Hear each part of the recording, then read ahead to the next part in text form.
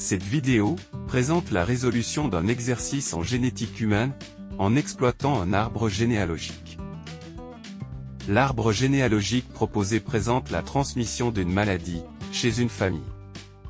Dans la population à laquelle appartienne cette famille, la probabilité pour qu'une personne, prise au hasard, soit hétérozygote pour le gène considéré, est de 2%.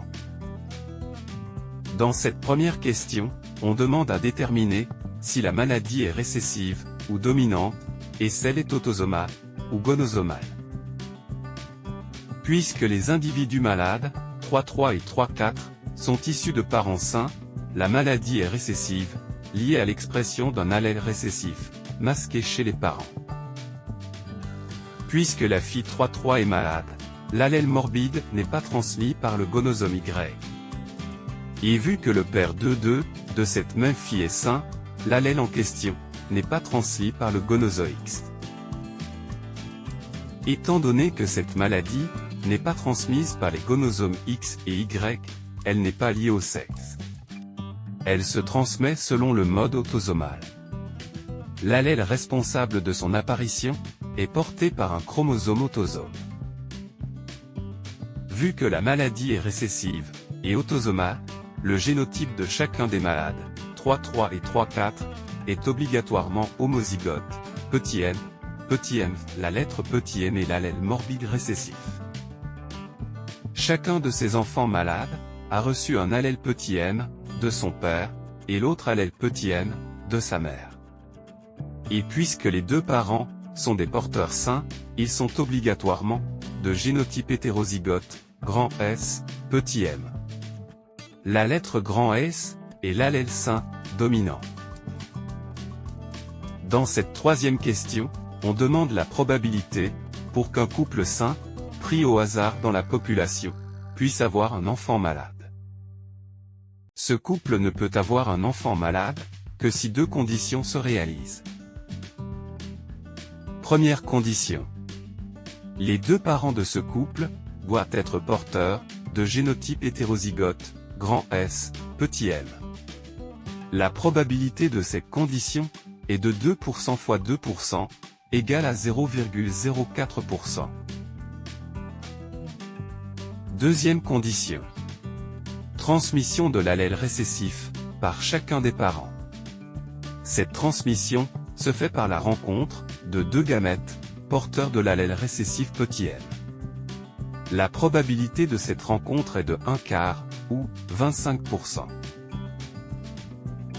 Enfin, la probabilité pour que ces deux parents puissent avoir un enfant malade est le produit des probabilités, 2% fois 2% fois 1/4, ce qui est égal à 0,04% fois 1/4, égal à 0,0001, soit 1 sur 10 000.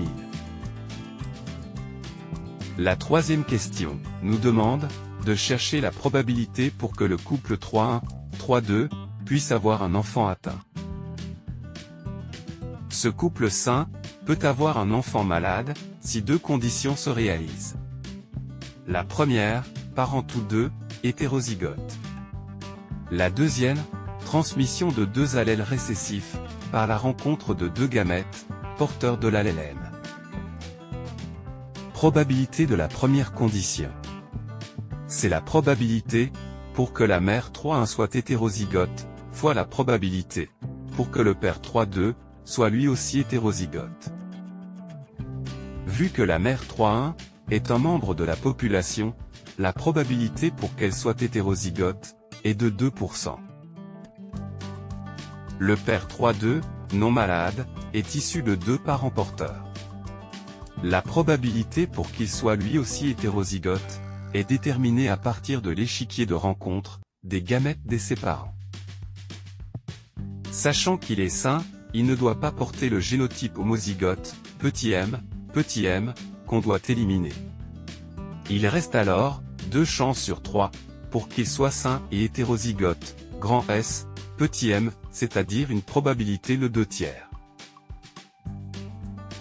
Donc, la probabilité de la première condition, où les deux parents 3,1 et 3,2 sont hétérozygotes, est égale au produit de 2% fois 2/3. La probabilité de la deuxième condition, concernant la transmission de deux allèles récessifs, lors de la rencontre des gamètes, est égale à 1/4. Enfin, la probabilité pour le couple 3-1, 3-2, d'avoir un enfant malade est le produit de probabilité des deux conditions réunies, ce qui donne une chance sur 300.